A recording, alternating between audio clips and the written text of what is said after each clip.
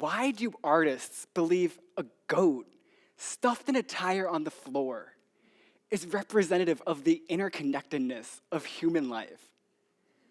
This bizarre work of art is what American artist Robert Rauschenberg called a combine. He wasn't just making art, but creating a connection between art and space. Rauschenberg's work bridged two worlds: the tangible world of physical objects and the intangible world of art itself. By inviting us into a space where art and life intersected, the very act of viewing became more than just looking. It became participating, connecting the audience to his art and to each other through a shared experience. This idea of connection has stuck with me, not just in art, but in how we interact with the world and the people around us.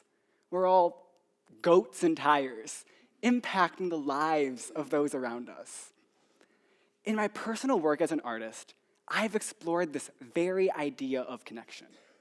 One piece, Bridge for Influence, was directly inspired by this talk. It's a visualization of connection, a literal and metaphorical web that connects the audience to the art as communal shared space, connecting the audience to each other as they have a communal act of viewing art as a group. This web of connection isn't just something we create. It's something we live within daily. The image of a web for connectivity and the very act of giving a speech became almost synonymous. I began to notice this web whenever I reflected on my concepts, behaviors, and interactions.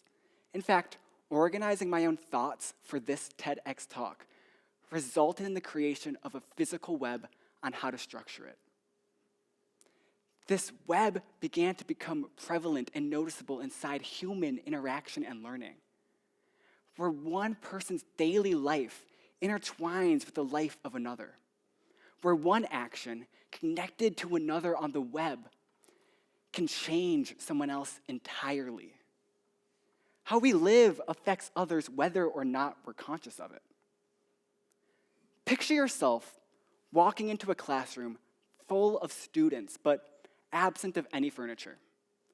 Half of the students are sitting on the floor, and half of the students are standing up. What do? It remains a personal preference to determine what norms take hold of your behavior.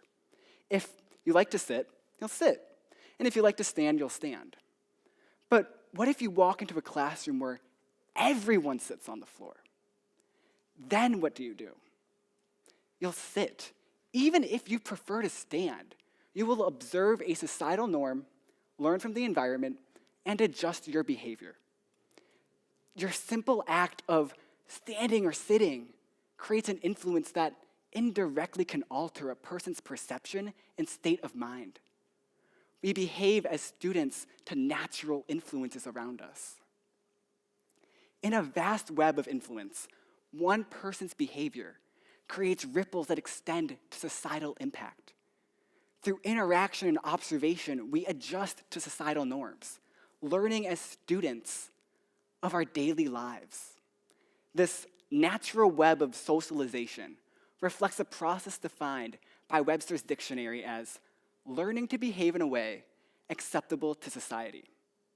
It highlights how our connections act as environmental teachers, shaping how we learn, adjust, and contribute to a connected flow of influence. I came to Hope College to study visual art education, enabling me to teach grades K through 12 in the classroom. A core aspect of the department is classroom placements to implement learned theories. A core theory that stood out to me and was mentioned in every education class is the concept of the hidden curriculum. The hidden curriculum is a collection of unspoken expectations, behaviors, and values that students learn in school, but are not explicitly taught. This curriculum naturally exists and is reinforced by the teacher. Students raise their hand. The teacher is the one who speaks. The information goes on the board, and students ask to go to the bathroom. This is why adults feel awkward going to the bathroom without permission in college. We have been indirectly taught that we need to ask. And when this culture shifts, we also need to adjust to a new custom that feels wrong.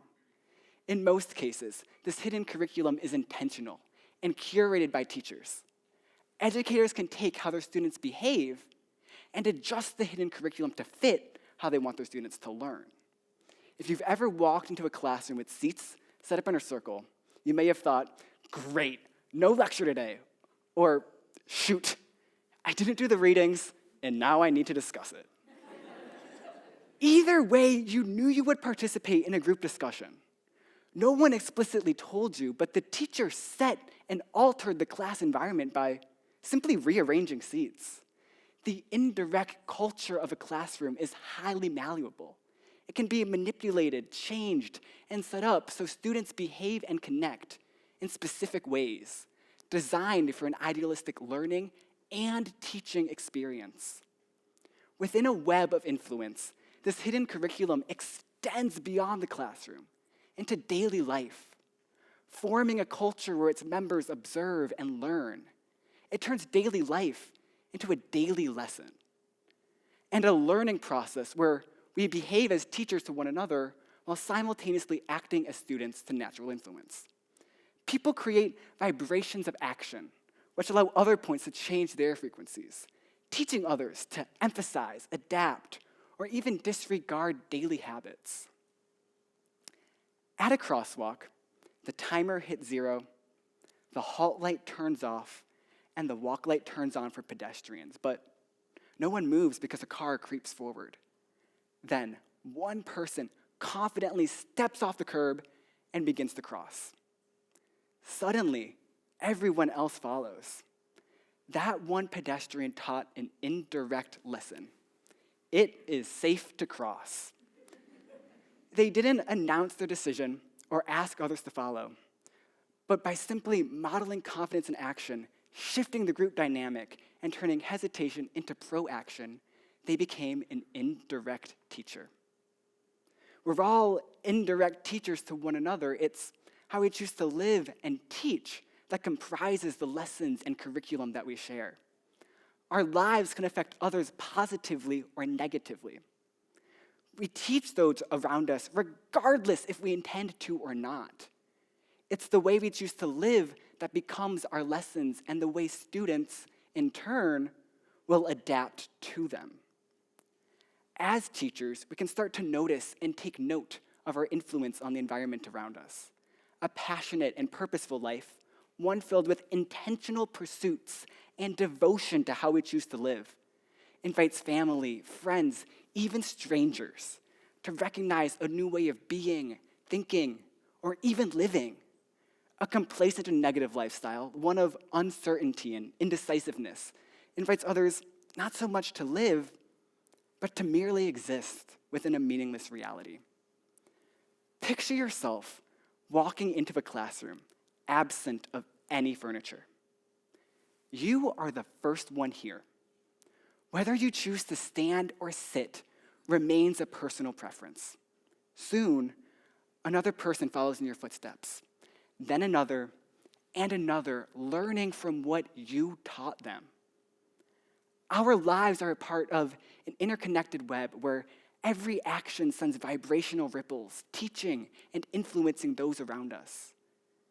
In this shared network, we are both students and teachers, navigating a dynamic exchange of lessons and impact. Much like a teacher curating a hidden curriculum to guide learning, we can curate the hidden curriculum of our own lives.